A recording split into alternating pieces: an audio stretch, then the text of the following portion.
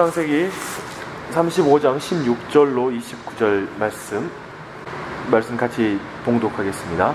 그들이 베델에서 길을 떠나 에브라스에 이르기까지 얼마간 거리를 둔 곳에서 라헬이 해산하게 되어 심히 고생하여 그가 난산할 즈음에 산파가 그에게 이르되 두려워하지 말라, 지금 내가 또 등남하느니라 하매 그가 죽게 되어 그의 혼이 떠나려 할 때 아들의 이름을 베논이라고 불렀으나 그의 아버지는 그를 베냐미라고 불렀더라. 라헬이 죽음에 에브랏 곧 베들레헴 길에 장사되었고 야곱이 라헬의 묘를 비를 세웠더니 지금까지 라헬의 묘비라 일컫더라. 이스라엘이 다시 길을 떠나 에델 망대를 지나 장막을 쳤더라. 이스라엘이 그 땅에 거주할 때 르우벤이 가서 그 아버지의 첩 비라와 동침하매 이스라엘이 이를 들었더라. 야곱의 아들은 12이라. 레아의 아들은 야곱의 장자 르우벤과 그 다음 시몬과 레위와 유다와 이사갈과 스불론이요. 라헬의 아들들은 요셉과 베냐민이며 라헬의 여종 비라의 아들들은 단과 납달리요. 레아의 여종 실바의 아들들은 갓과 아세리니 이들은 야곱의 아들들이요 바닷 아람에서 그에게 낳은 자더라. 야곱이 기럇 아르바의 마므레로 가서 그의 아버지 이삭에게 이르렀으니 기럇 아르바는 곧 아브라함과 이삭이 거류하던 헤브론이더라. 이삭의 나이가 180세라. 이삭의 나이가 많고 늙어 기운이 다함에 죽어 자기 열조에게로 돌아가니 그의 아들 에서와 야곱이 그를 장사하였더라. 창세기 47장 9절에 보면 이제 야곱이 바로 앞에 서는 장면이 나와요. 그 앞에 서서 야곱이 하는 말이 뭐냐면 내 나그네 길의 세월이 130년 그리고 우리 조상의 나그네 길의 연조에 미치지 못하나 내가 험악한 세월을 보냈습니다. 라는 이런 자신의 인생 전체를 돌아보게 되는데, 오늘 본문은 어쩌면 이제까지 우리가 야곱 생애를 쭉 추적해 왔지만 오늘 이 본문을 대할 때 정말 우리가 그 야곱의 인생이 얼마나 거칠었나, 그리고 험악했나, 정말 하나님께서 부르신 이 택한 자들, 그리고 하나님 선택하신 그 백성, 그리고 이 야곱이라는 생애가 이렇게 참 거친 모습을 보면서 이것이 신자의 삶인가, 이런 걸 다시 한번 생각하게 하는 그런 본문이 것입니다. 사실 라헬의 죽음, 가장 사랑하였던 여인의 죽음 또한 참 인생 속에서 경험하는 일이기도 하지만, 근데 어느 누구에게도 있을 수 없는, 그리고 있어서도 안 될 그런 일이라고 볼 수 있는 르우벤과 비라의 동침, 자기의 아내인 비라와 또 자신의 아들, 큰아들이 동침하는 사건을 볼 때 정말 세상 속에서 일어나기는 힘든 일인데 이게 어떻게 성경에 기록되어 있나, 어떻게 이게 하나님께 택하신 자, 그리고 엊그제 우리가 보았던 정말 그 야곱이 하나님을 향한 믿음을 고백하고 그리고 그 신앙이 그렇게 자라가는 그런 족장의 삶 속에 어떻게 이런 일이 벌어지나 싶을 그런 일을 보게 되잖아요. 오늘은 이 두 가지 사건을 좀 살피면서 같이 기도했으면 좋겠습니다. 오늘 첫 번째는 라헬의 죽음이에요. 가장 사랑하는 사람의 죽음이죠.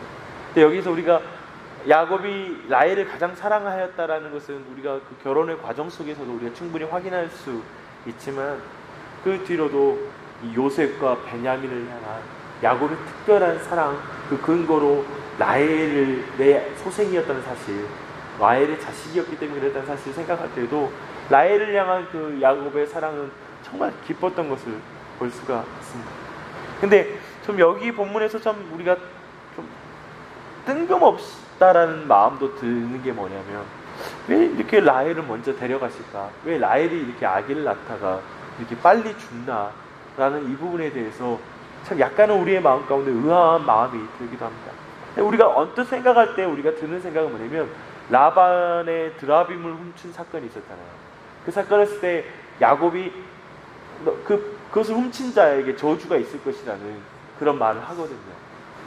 이것이 그 사건 때문인가? 아니면 오늘 본문 자체는 직접적으로 그 사건을 언급하지 않아요. 그래서 우리가 그 사건이라고 섣부르게 이렇게 추정하고 그것이라고 이렇게 해석하는 게 어려울 거라 생각합니다. 하지만 우리가 계속해서 지금 야곱 전체 사건에서 볼 때 하나님께서 매우 공의로우신 분이시라는 거에 대해서 우리가 계속 살폈잖아요. 계속해서 그것이 나중에라도 분명하게 그 일들이 이루어지는 것, 하나님의 방법대로 행하지 않았을 때 그거에 대해서 분명히 하나님께서 징계하시는 것, 즉 그거에 대해서 하나님께서 가르치시는 것, 자녀답게 만드시는 그 일들이 계속해서 반복되고 있잖아요. 그런 측면을 봤을 때 이 본문을 그 사건과 연결시키는 것 또한 아주 뜬금없는 그런 해석도 아니고 무리한 해석도 아니다라는 생각을 우리가 생각할 수 있습니다. 다만 아무튼 이 본문에서 나타나는 확실한 것은 야곱의 험악한 삶이 엿보인다. 정말 인생 속에 어떻게 이런 일이 또 닥치나 싶은 마음이 듭니다. 근데 여기서 중요한 또 한 가지는 뭐냐면 이 아이에게 이름을 지어주는 장면이에요. 그 리브가는 이제 죽어가면서 벤온이라고 이렇게 말하는데요. 그리고 또 야곱은 베냐민이라는 이름으로 바꾸죠. 그 전자는 그 뜻은 뭐냐면 슬픔의 아들이라는 그런 해석도 있고, 또 한 가지 해석은 나의 힘, 능력의 아들이다 라는 그런 의미가 베노니 안에 있어요. 그런데 한번 생각할 것은 뭐냐면 어떤 게 자연스러운 해석인가? 슬픔의 아들이 맞나? 아니면 나의 능력의 아들이다 라고 말하는 게 맞나? 우리는 당연히 이 전체 사건 안에서 우리가 자연스러운 것은 아마 슬픔의 아들이라고 해석하는 게 훨씬 자연스러운 해석이 될 것입니다. 근데 야곱은 이 이름을 바꾸잖아요. 뭐 능력의 아들이라면 굳이 이름을 바꿀 필요 없잖아요. 뭐 그 이름 자체가 되게 의미가 좋으니까. 그런데 그 이름을 바꿀 때 이 의미는 뭐냐면 오른손의 아들이라는 뜻이에요. 그러니까 오른손이라면 매우 존귀한 자, 즉 하나님의 우편에 한 자식이신, 이렇게 표현할 때도 나의 어떤 내 능력의 오른편이라고 말할 때 소중한 자라는 그런 의미를 가지고 있습니다. 근데 이게 야곱이 자신의 자식에게 이름을 지어준 최초의 이름이에요. 그 전에 모두 자기 라헬과 레아가 주도적으로 이름을 짓거든요.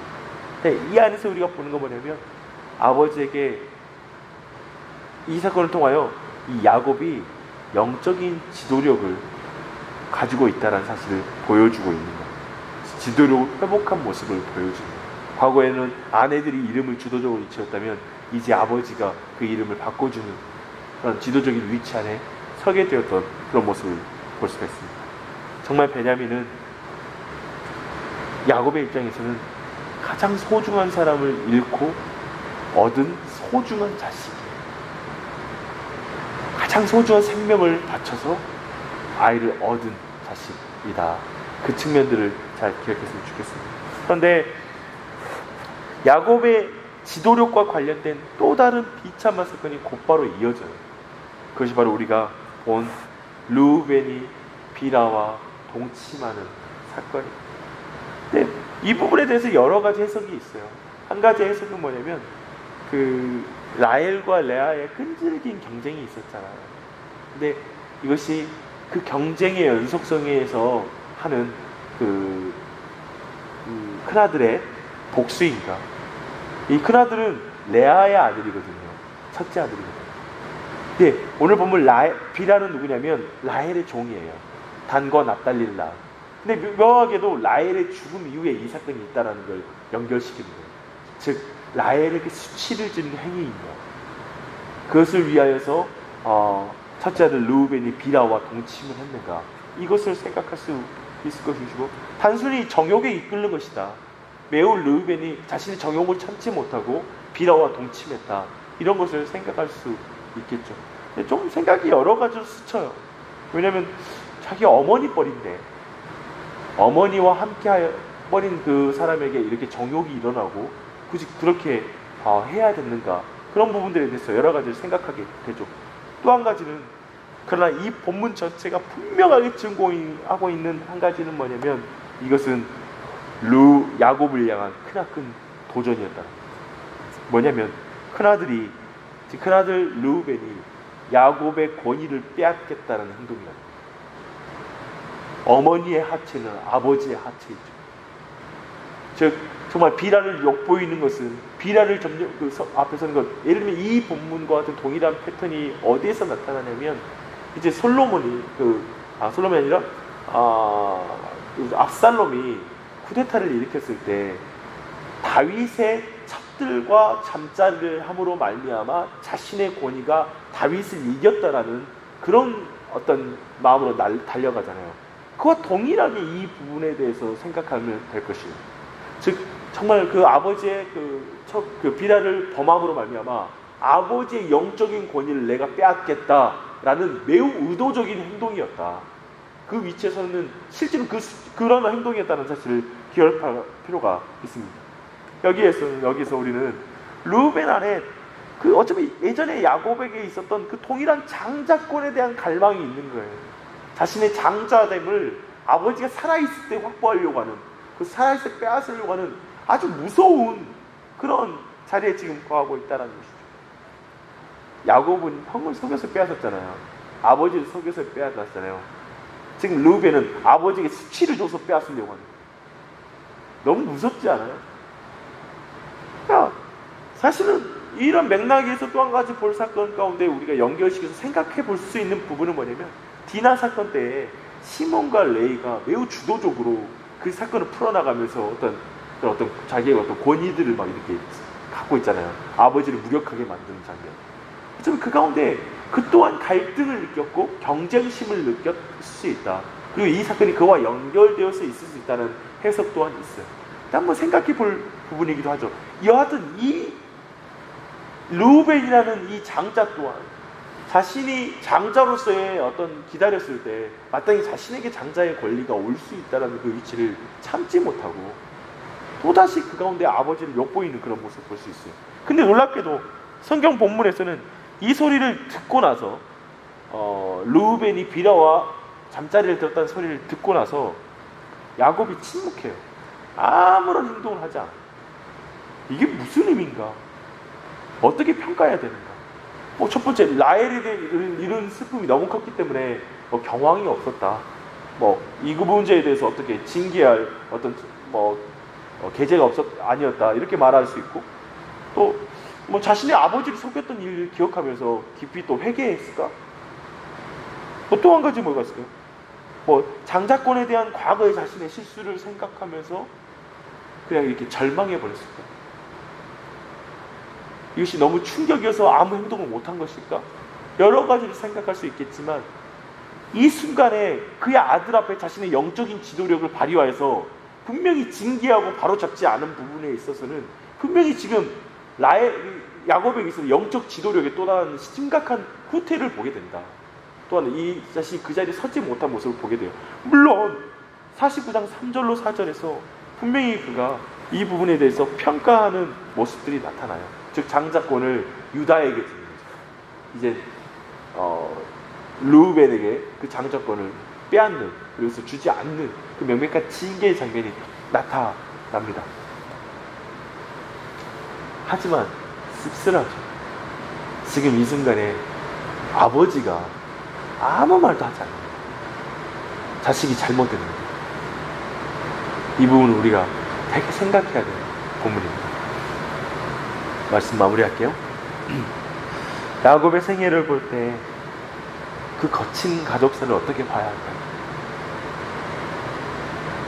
신앙이 이렇게 점점 자라고 성화가 단계적으로 점점 이루어지고 이렇게 성숙해가고, 그리고 그 사람이 이제 이렇게 빚어지고 더욱더 성숙해지면 하나님이 환경도 바꿔 가시고 그 가정에 문제가 없게 하시고 그 문제가 자연히 건강하게 자라고 문제를 일으키는 아이들이 없고 병통하고 어떤 그런 환경으로 열어가신 하나님의 어떤 섭리와 어떤 하나님의 그런 이끄심들을 우리 모두가 기대하고, 그것이 신앙의 조음과 성숙해감과 그런 믿음의 어떤 과정 속에 하나님께 주신 표징이다 라고 말하기도 하는데, 지금 야곱의 생애에 나타나는 이런 일들을 우리는 어떻게 이해해야 할까? 도대체 하나님은 어디로 이끌고 가고 계십니까? 제가 오늘 이 말씀 묵상하면 되게 마음이 슬프기도 한 거예요. 진짜의 삶이란 뭔가? 이 야곱의 이 인생 전체가 그 이후에 사실은 출애굽한 이스라엘 백성 전체에게 있어서 하나님의 인도하심과 이끄심과 그 과정 전체, 그들에게 있었던 험악한 세월에 대한 어떤 해석의 틀이 되어지는 하나님의 어떠하심과 하나님의 방법이기도 한데, 그리고 동일하게 이 시대를 살아가는 우리 모두에게도 동일하게 하나님의 어떠한 분이시고 어떻게 그분의 사람들을 빚어가시는가에 대한 큰 어떤 눈을 우리에게, 그리고 틀을 제공해주는 큰 생애이기도 한데, 도대체 하나님은 어디까지 이끌고 가고 계십니까? 어디로 이끌고 계십니까? 어디까지 우리는 두드려져야 하는가? 나는 야곱의 이 생애를 보는데, 오늘 말씀을 보는데, 그리고 계속해서 말씀을 보는데 그만이라는 말이 나오는 게 입에서, 이제 그만 좀 하시지, 좀 이런 일 좀 그만 좀 있었으면 좋겠는데, 이제 이후에 나타나는 것, 요셉이 이제 형제의 손에 의해서 죽음의 위협에 가다가 노예로 팔리는 사건이 계속 이어져요. 이 참담한 일이 계속되는 거예요.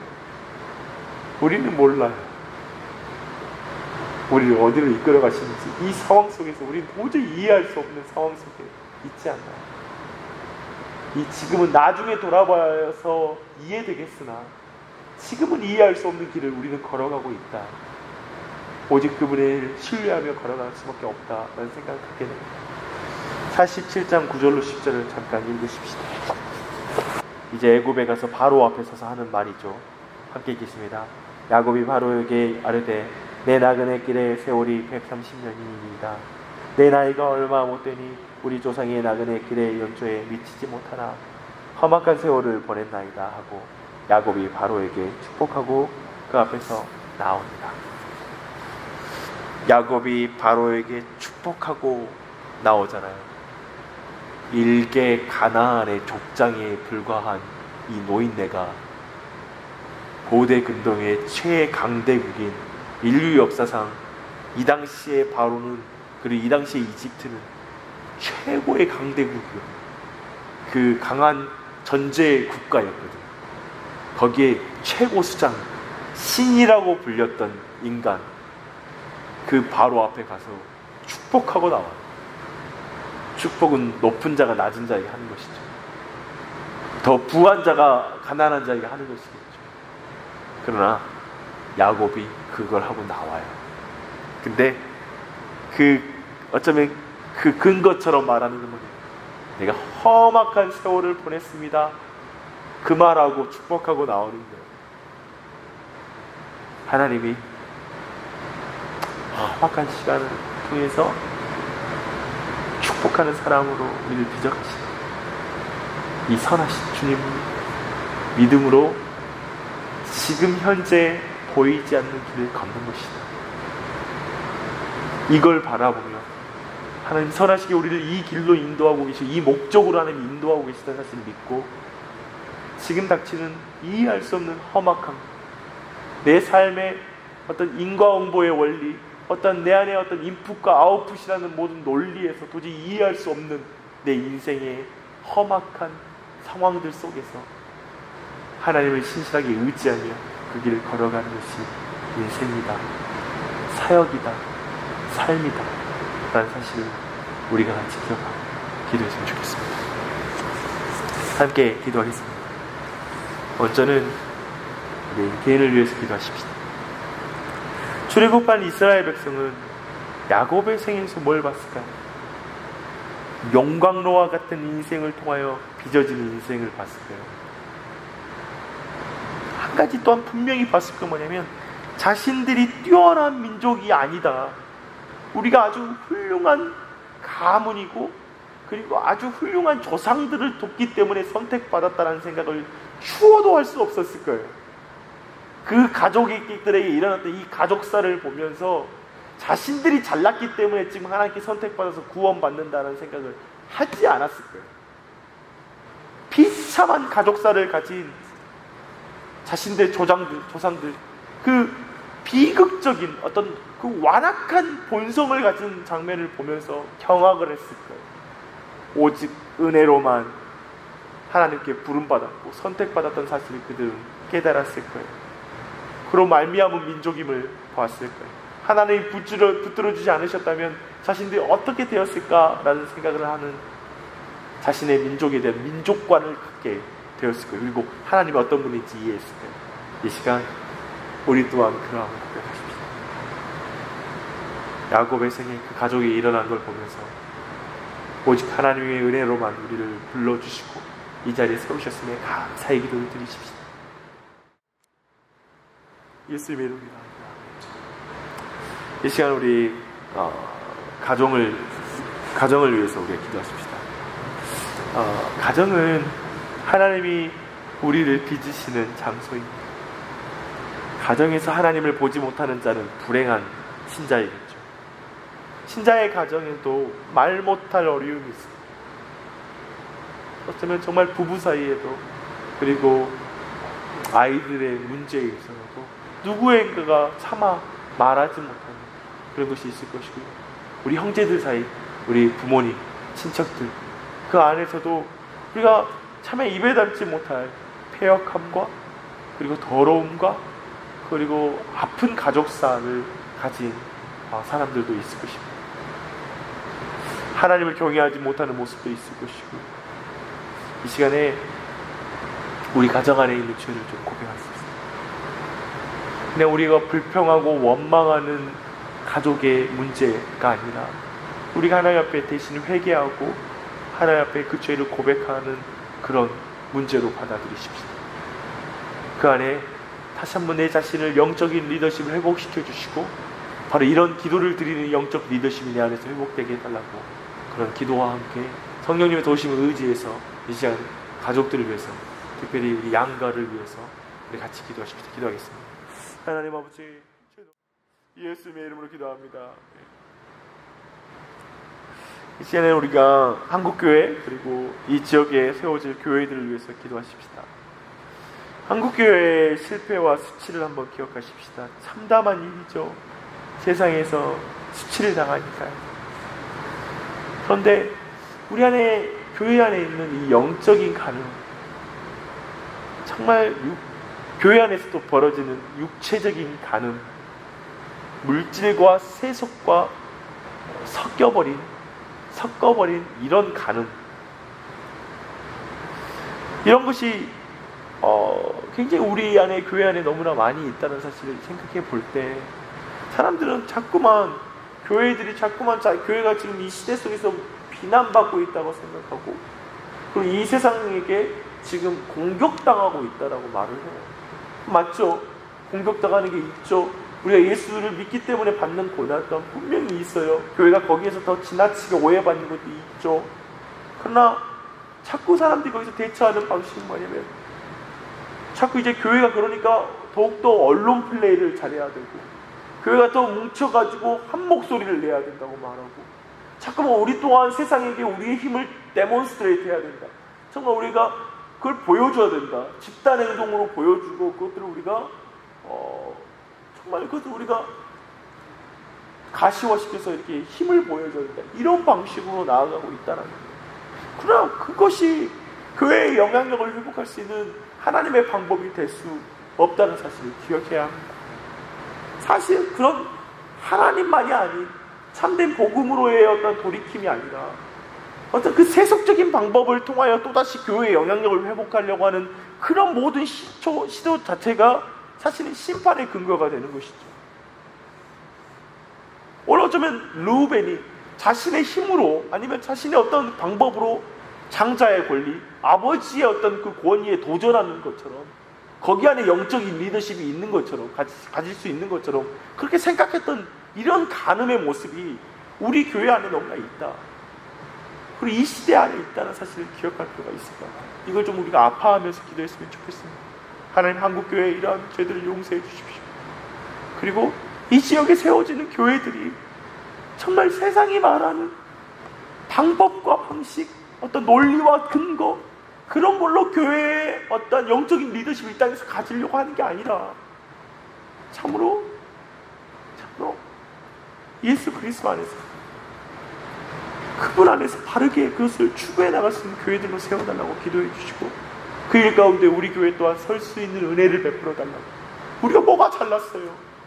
뭐가 우리가 또 뛰어나요? 아니잖아요. 겸손하게 우리에게 그 은혜를 베풀어 달라는 것을 하나님 앞에 간구하십시다. 기도하겠습니다. 하나님 아버지,